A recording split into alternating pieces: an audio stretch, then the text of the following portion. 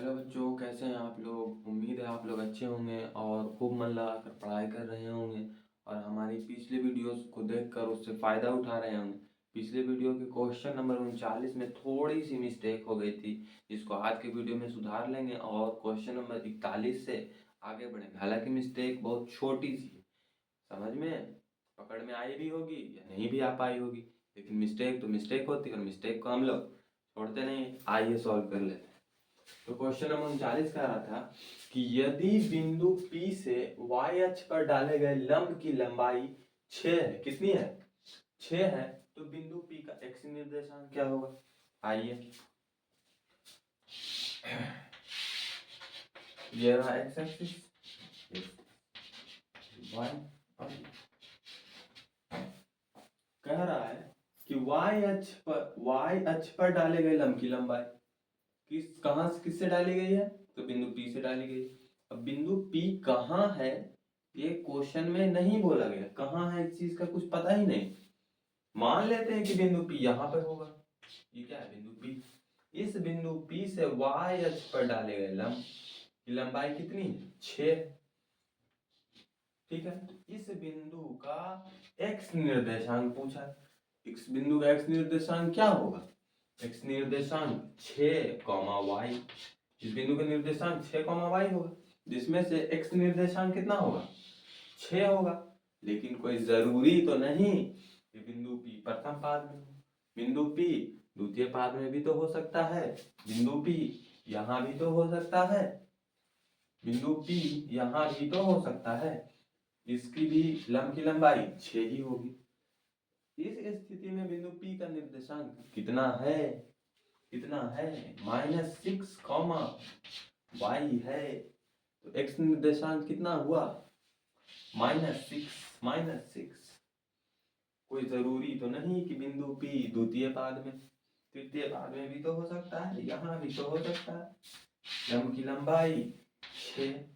इस स्थिति में बिंदु P का x निर्देशांक कितना होगा, तो -6, y।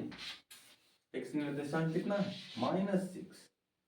बिंदु P चतुर्थ पाद में भी तो हो सकता है। इस स्थिति में क्या होगा, x निर्देशांक 6, y।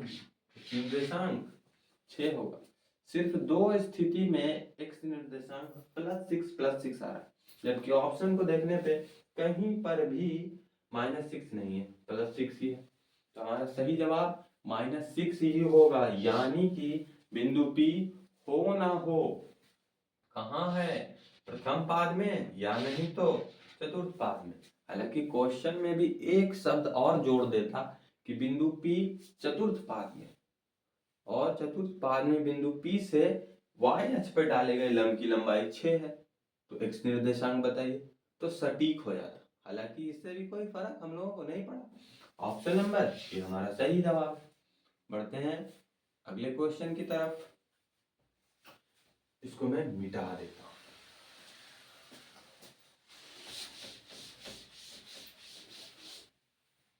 और क्वेश्चन नंबर 41 पे चलते हैं। आइए, क्वेश्चन नंबर 41।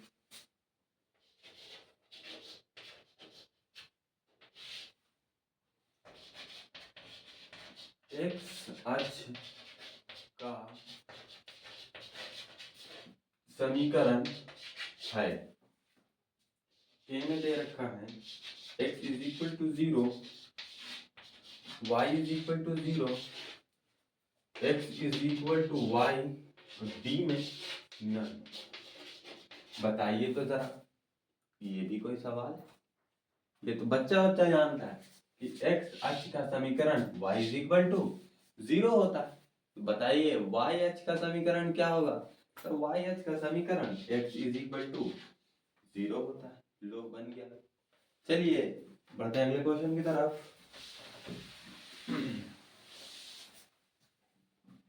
Question number 42।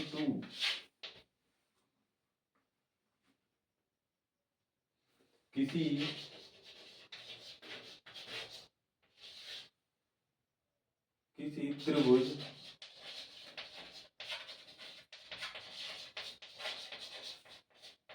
के शीर्ष बिंदुओं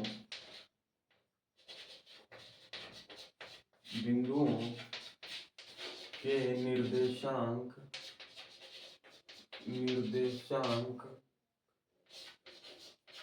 4,6, 0,4 और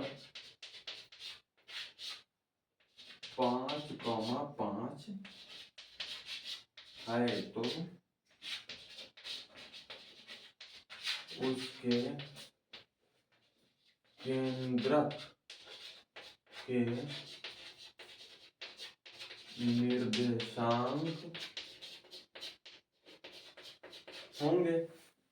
ऑप्शन दिया है 5,3, बी नंबर ऑप्शन में दिया है 3,4, 4,4,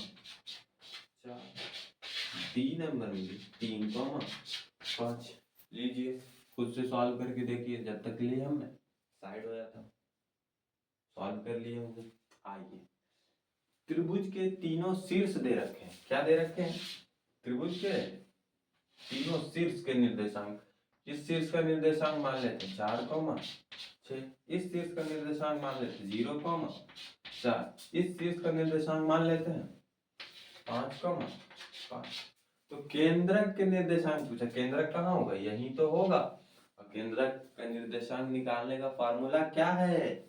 फॉर्मूला है x1 plus x2 plus x3 बटा 3, y1 plus y2 plus y3 बटा 3। इस फॉर्मूला में x1 x2 x3 का मान रखेंगे और y1 y2 y3 का मान रखेंगे, आंसर आ जाएगा। चलिए रख देते हैं। x1 का मान रखते हैं, x1 का मान 0, x2 का मान 4, x3 का मान 5 बट्टा 3, y1 का मान 4, y2 का मान 6, y3 का मान 5 बट्टा 3। ये कितना हो गया? 5 4 9 बटा 3, 9 बटा 3 तो 3, और यहाँ 10 5 15 बटा 3 तो 5, 3,5। ऑप्शन में 3,5 कहाँ दिख रहा है? D number option, D number हमारा सही जवाब है। चलिए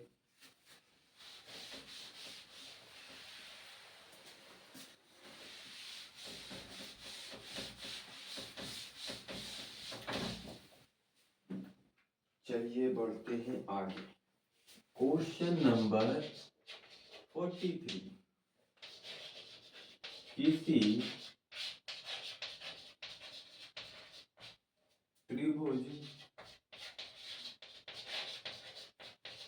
के शीर्ष बिंदुओं के निर्देशांक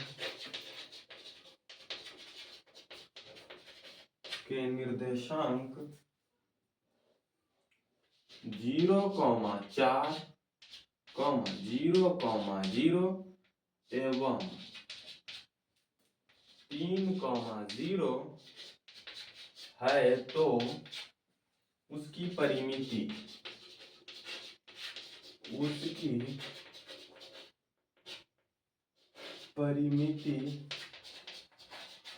होगी।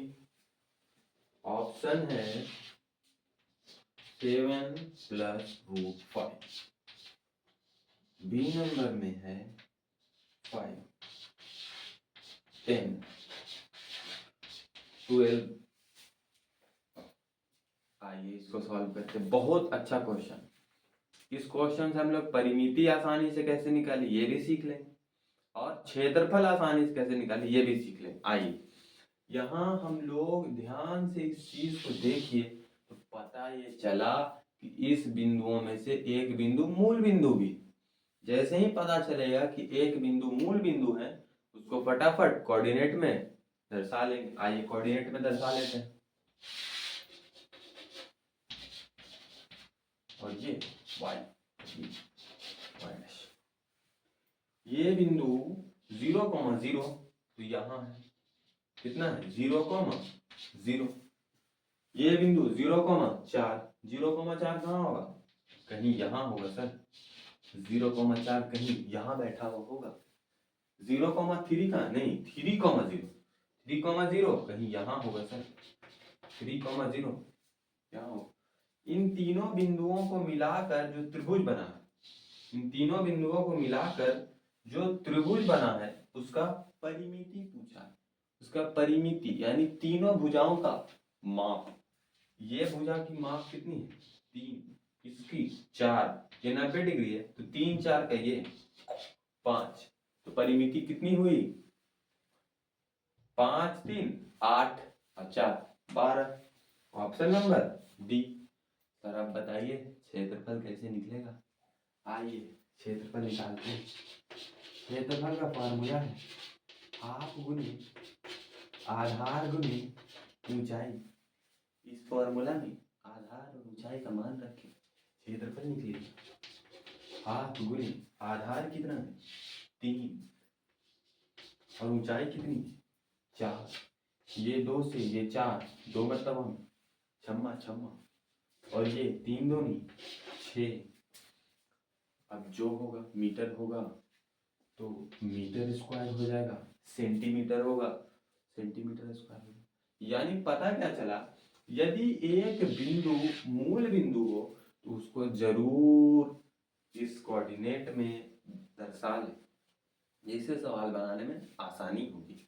बढ़ते हैं अगले क्वेश्चन की तरफ।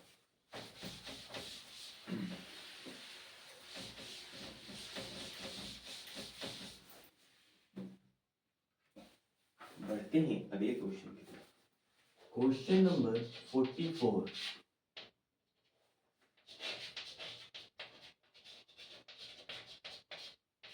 बिंदुओं 2,3 एवं -6,7 को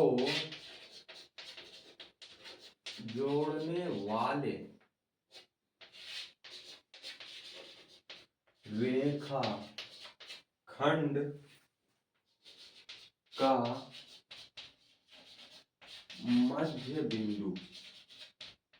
मध्य बिंदु किस चतुर्थांश में स्थित है। मध्य बिंदु किस चतुर्थांश में स्थित है।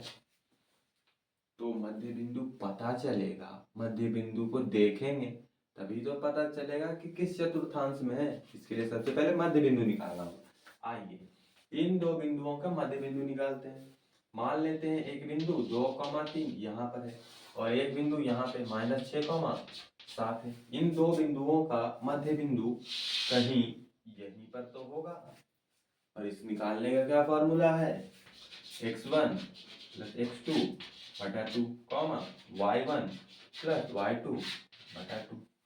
x1 का मान कितना है 2 प्लस x2 का मान -6 बटा 2, y1 का मान 3, y2 का मान +7 बटा 2।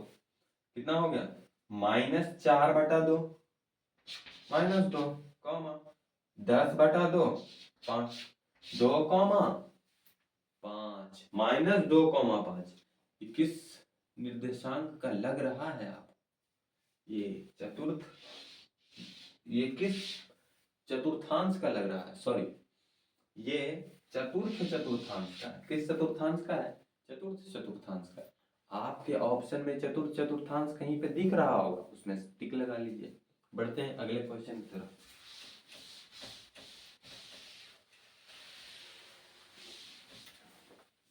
मजा आया होगा तो बोलिएगा मजा। Question number 45।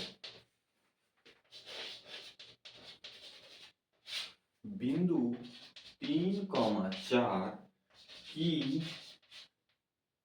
x अक्ष से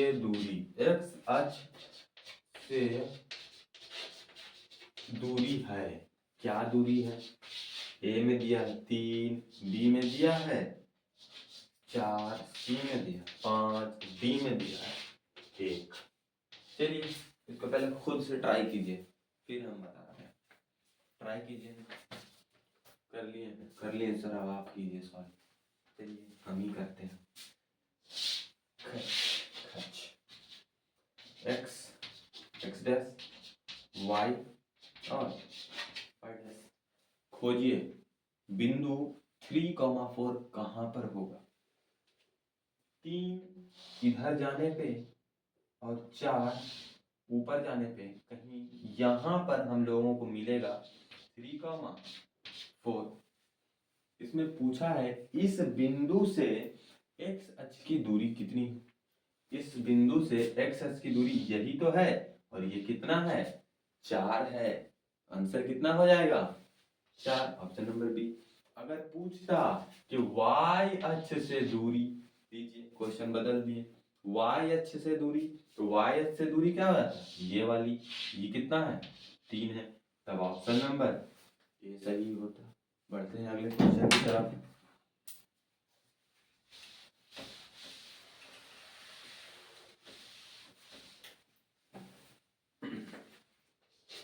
क्वेश्चन नंबर 46। y अक्ष पर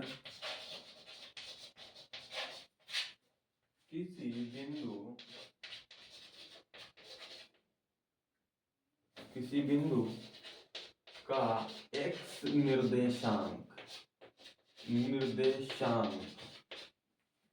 होता है y अक्ष पर x निर्देशांक, या फिर पूछे x अक्ष पर y निर्देशांक, तो क्या होगा, y अक्ष पर x निर्देशांक 0 और x अक्ष पर y निर्देशांक 0। सिंपल, इसको रट लीजिए और आपके ऑप्शन में कहीं पर x इज इक्वल टू 0 दिया हो, टिक लगा लीजिए। बढ़ते हैं अगली सवाल की तरफ, और अगला सवाल बड़ा मजेदार है। आइए क्वेश्चन नंबर 47। यदि a 0,0 b 4,0 एवं c 0,1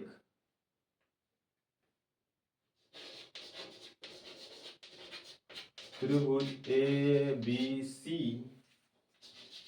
के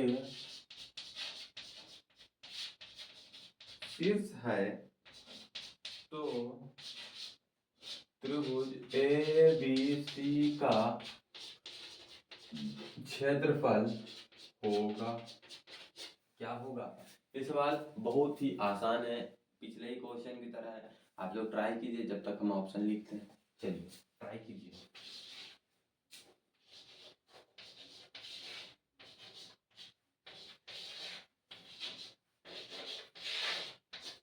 ट्राई कर ली, अब आप सॉल्व कीजिए। चलिए, मैं अगले क्वेश्चन सॉल्व करने से भी पहले बता चुका था कि अगर एक बिंदु मूल बिंदु हो तो उसको निर्देशांक में जरूर दिखा लीजिए। आइए इसको भी दिखा देते हैं। क्या परेशानी है भैया,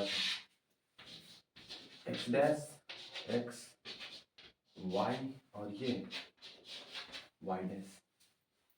मूल बिंदु ये a बिंदु जो है यहाँ पर 0,0, b बिंदु कहाँ पर है, यहाँ पर है, b बिंदु यहाँ पर है 4,0 और c बिंदु कहीं यहाँ पर 0,1,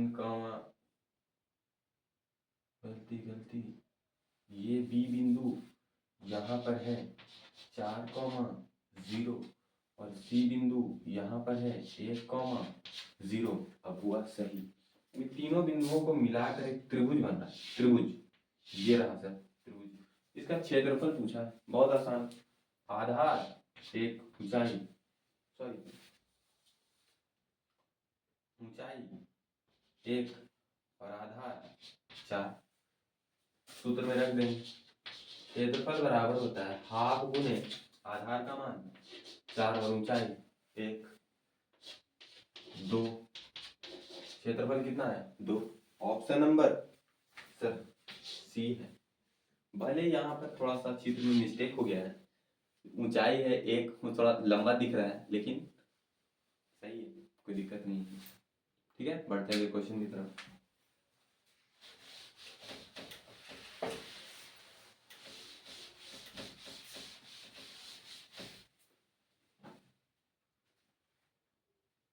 अगला क्वेश्चन कहाँ गया?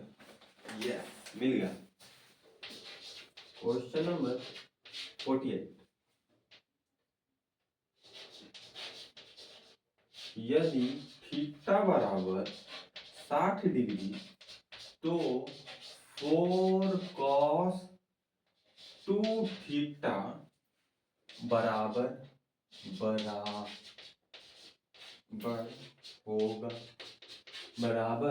होगा। ऑप्शन है, सॉल्व कीजिए इसको अपने से, जब तक मैं ऑप्शन लिख लेता हूँ।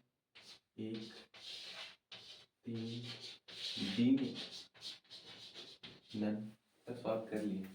आंसर ए नंबर ऑप्शन 2 आया। चलिए हम भी सॉल्व करते हैं। भाई कैसे सॉल्व होगा? अगर हम लोग इसमें यहाँ से थीटा का मान उठा के यहाँ रख दें, आंसर निकल जाएगा सर। आइए निकालते हैं। 4 cos 2 थीटा का मान 30। 4 cos 30 दूनी 60। 4 cos 60 डिग्री का मान 1/2। ये 2 से ये 4, 2 मत आंसर 2। ऑप्शन नंबर सर ए। बढ़ते हैं अगले क्वेश्चन की। हल्के फुल्के सवालों को सॉल्व करते हुए बढ़ते हैं आगे। Question number 49। यदि थीटा बराबर 60 तो sine theta plus cos theta का मान होगा। चलिए जी, यहाँ से थीटा का मान उठाइए और बारी बारी से रख दीजिए, पता चल जाएगा। हम ही रखते हैं। चलिए, साइन 60 डिग्री जोड़ कॉस 60 डिग्री। अब आप कहिएगा सर साइन 60 डिग्री का मान मालूम नहीं है, इसमें आपकी गलती है, याद कीजिए। साइन 60 डिग्री का मान √3/2 प्लस कॉस 60 डिग्री का मान 1/2। भिन्न का जोड़ है, लघुत्तम 2 आया और ये हो गया √3 + 1। ऑप्शन नंबर डी मिला, वही सही है। बढ़ते हैं अगले क्वेश्चन की तरफ।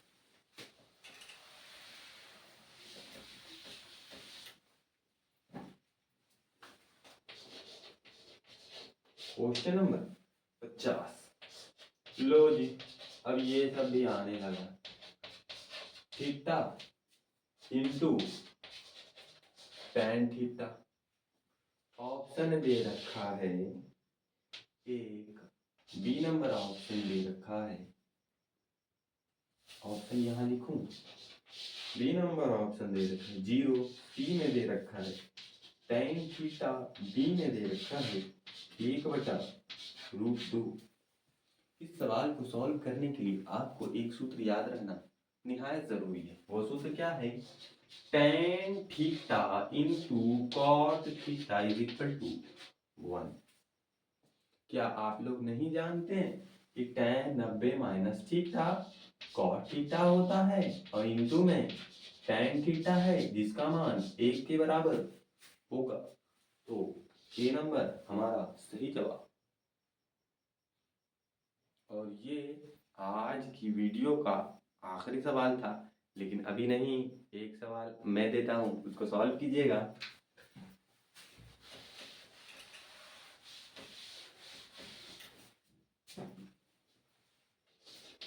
चलिए सॉल्व कीजिएगा। Sine theta plus sine square theta = 1। तो sine square theta plus sign 4 theta बराबर क्या होगा, नहीं निकालना है। क्वेश्चन क्या कर रहा है, sine theta plus sine square theta 1 के बराबर, तो sine square theta plus sign to the power 4 theta का मान कितना होगा।